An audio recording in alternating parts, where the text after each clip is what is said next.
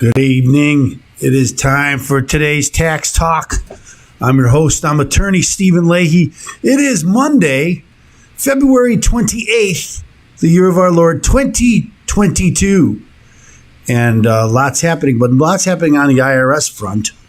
It is 2022 tax season, and it ain't really good. And that's what we're going to talk about today. Won't you join us?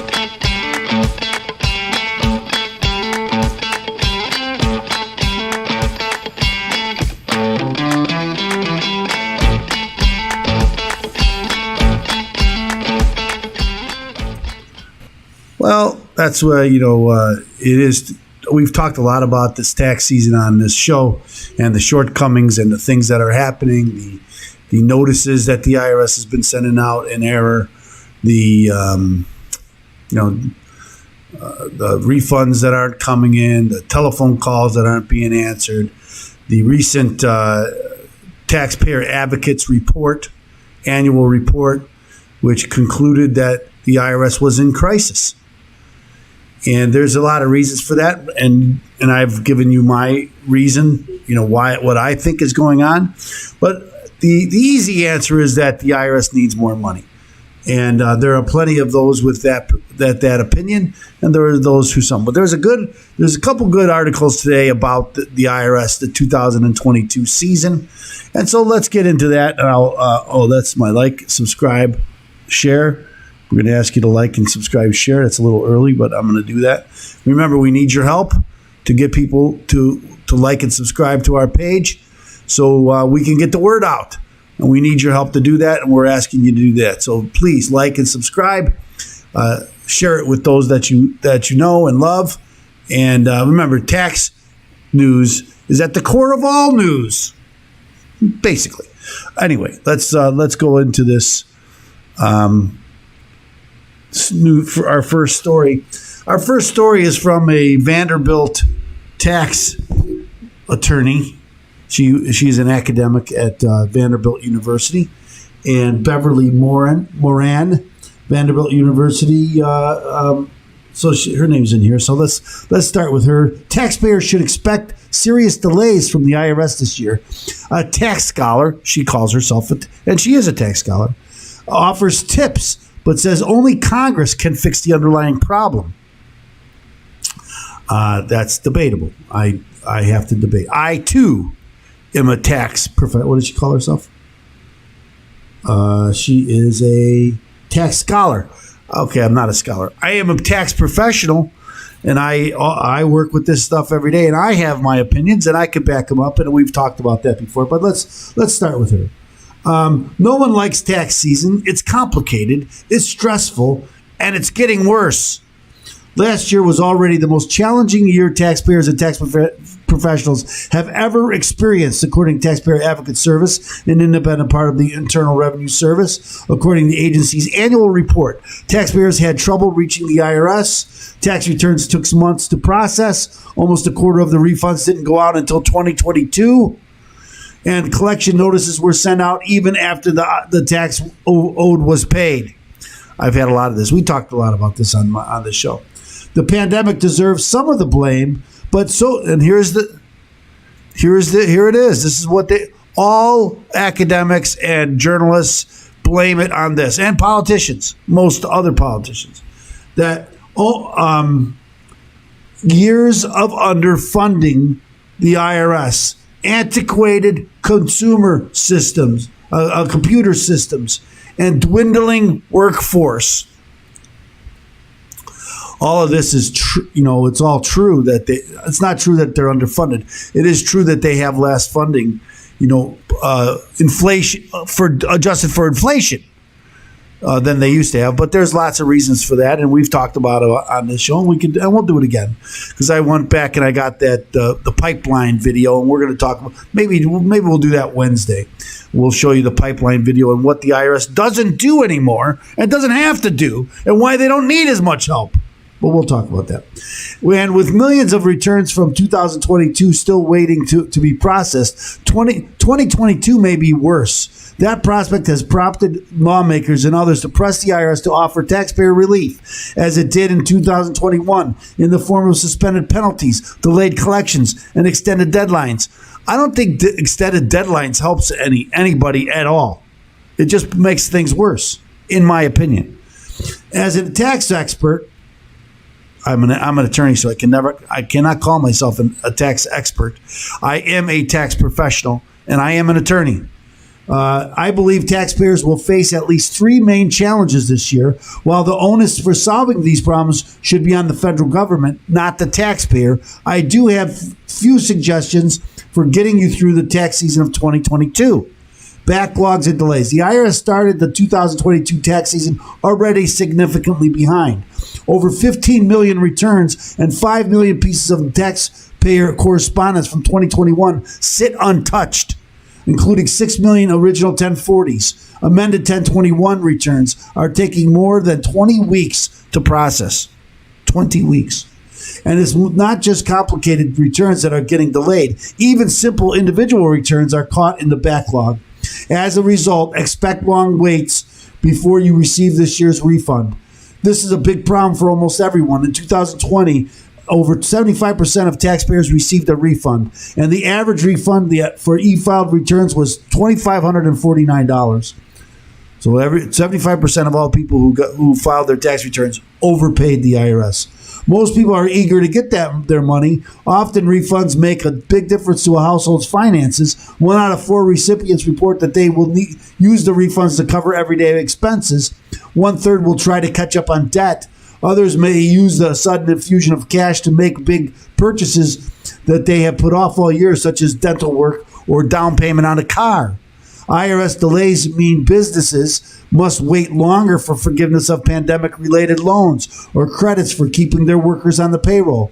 The same goes for workers who erroneously paid federal taxes on their unemployment insurance and can only be reimbursed at tax time because they changed the law. Remember, they did that last year. They changed it after the fact, and that caused a lot of this problem right now is because of that. Erroneous letters and actions from the IRS. That brings me to the second challenge. IRS actions are often triggered by automated systems that generate notices and letters to taxpayers. For example, if the IRS system shows that the IRS owes the government, that the taxpayer owes the IRS government money, but doesn't show payment by a given date, the automated system triggers a notice demanding immediate payment and assessing penalties. These IRS communications can leave taxpayers petrified. I can attest to that. I had a woman in here last week. She received one of these erroneous notices, and she was scared to death. She couldn't sleep at night. It really bothered her. She was a woman in her 80s, never had tax problems before, and was really afraid that she was going to lose her house to the IRS. The IRS recently announced that it would suspend some automatic notices until its backlog clears, but others are required to go out within a certain time frame. It's important to note that regardless of whether you receive a notice, you may still be on the hook for interest and penalties if the IRS thinks you owe them money. Yeah, just because they don't send you a notice doesn't mean you're not going to have to pay penalties and interest. 3. Hello, anyone there? But this challenge is compounded by the fact that taxpayers and preparers are finding it nearly impossible to get help from the IRS, whether in person, by telephone, or via mail. Face-to-face meetings have naturally become more limited due to the COVID-19 precautions. IRS offices remain open but require appointments, while in all taxpayer advocate service offices are closed to in-person visits. But don't expect much more luck getting help on the phone. Last year, the IRS received a record 282 million phone calls, but answered only 11% of them. In other words, 250 million calls went unanswered. So check that now. They're saying 11% of them went unanswered. And as old-fashioned as it sounds, people still seek help from the IRS with the snail mail. But the 2021 backlog is around 5 million letters, which suggested that if you need help this year, mail may not be your best bet. I would say that it is not your best bet. What can you do? And that brings me to what, if anything, you can do to steer through some of the challenges. Fortunately, there are a few practices that can help. File as early as you can. And if possible, file electronically. Well, these are the only two things that are in your power that can change things. Because if it's, so these are the two big things you should do: file early and always file electronically. Because if your paper return gets in this backlog, it is not coming out until late in the year, if this year at all. For example, by using IRS's free fillable forms, which allow you to prepare and file your own tax return without using a tax software. We've already provided information about the tax software. If you go to tinyurl.com/T3freefile/T3, today's tax talk, T3 free file, you can go there and there's a list of those that will do tax returns and give you the software for free and let you file electronically for free if you make less than $73,000 a year. It is also a good idea to keep copies of everything and not freak out if you get an IRS notice. Well, always keep copies of everything. That just makes sense. There is at least some chance that the notice is wrong and the problem is already solved. Calling the IRS seems like a nearly fruitless activity. If you must pick up the phone, you might have been more luck calling in the morning when there's less demand rather than in the afternoon. But expect a long wait, even if you're lucky enough to be among the 1 in 9. I guess that's 11%.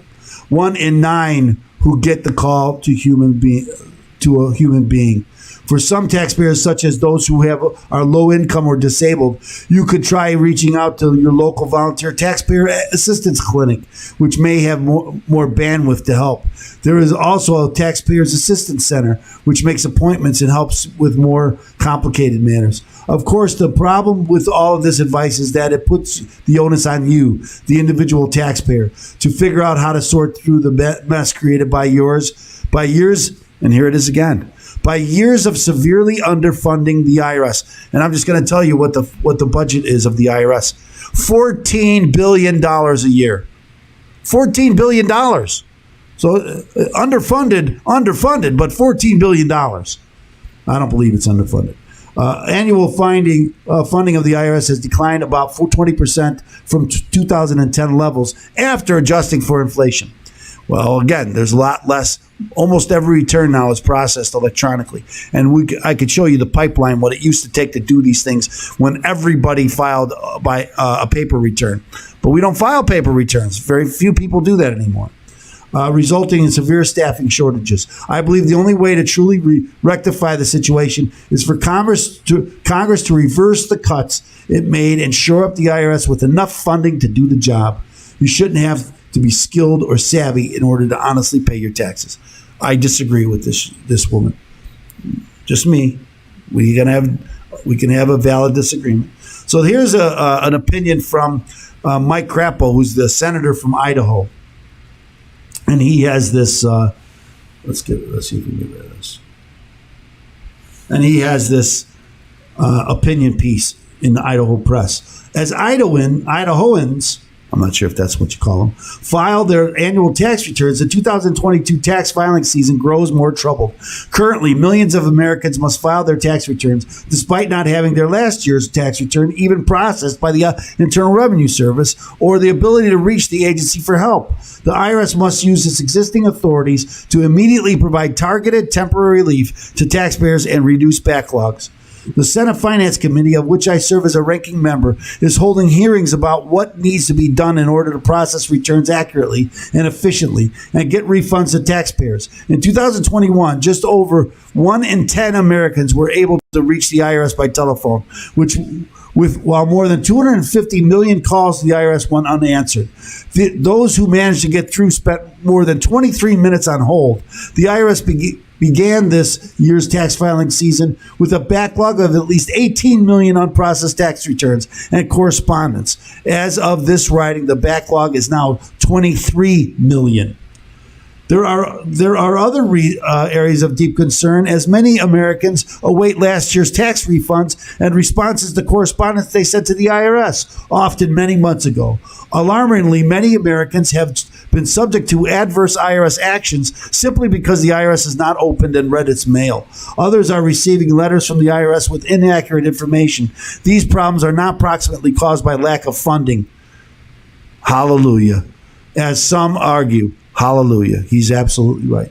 Between fiscal years 2018 and 2021, for example, the IRS on average received nearly 99% of its requested appropriations, not including special appropriations such as nearly $3.2 billion in post-pandemic supplemental funds. So they get a budget about $14 billion, and then they added another $3.2 billion in supplemental funds.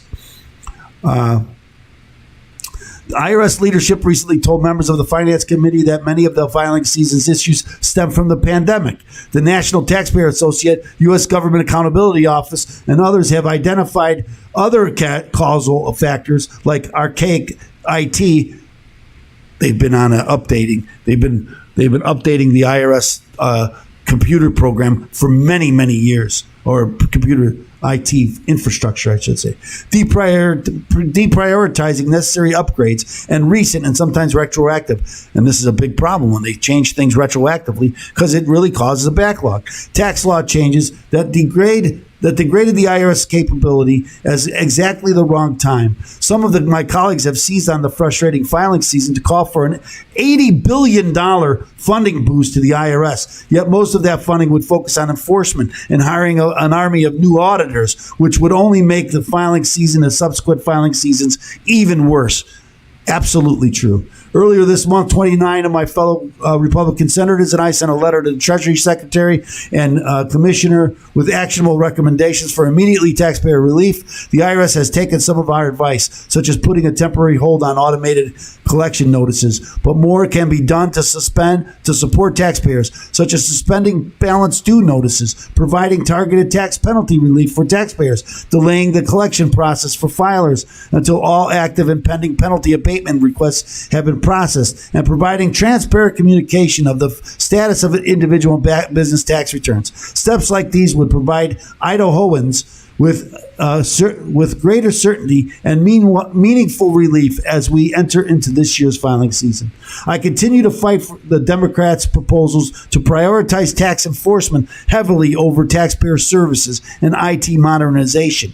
Such proposals would expand the power of the IRS when it is struggling to carry out its core mission of providing taxpayers with top quality service, helping them understand and meet their tax responsibilities, and applying the tax law with integrity and fairness to all. The bottom line is American taxpayers have paid for and deserve an efficient and fair tax administrator. Anything less diminishes the integrity of our voluntary tax system and is simply unacceptable.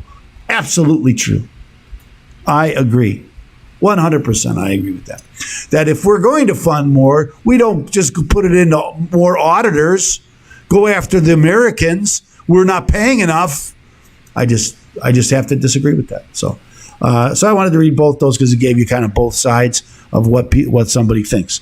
So I kind of made clear where I am. So again, thanks so much for joining us. I appreciate you. I appreciate you liking and sharing, which I know you're going to do. So thanks so much for liking and sharing. Remember, if you fight in the IRS, what's the first thing you do when you fight the IRS? Because you don't know what to do. Either do I. Well, let me tell you what to do. You get a copy of my book, Deal with Your IRS Problem Today. Go to freeirsbook.com, freeirsbook.com, get a copy of my book, Deal with Your IRS Problem Today, and you'll know where to begin. And sometimes you don't even need help. There's lots of information in there, and we hope you can get it. Go to freeirsbook.com and get it. So thanks so much for joining us, and we'll see you again tomorrow. Now, tomorrow is Crypto Tuesday, so we talk about blockchain, crypto, NFTs, DAOs, all that good stuff. So join us here tomorrow, won't you? Here on today's Tax Talk. Tomorrow is Crypto Tuesday. See you then.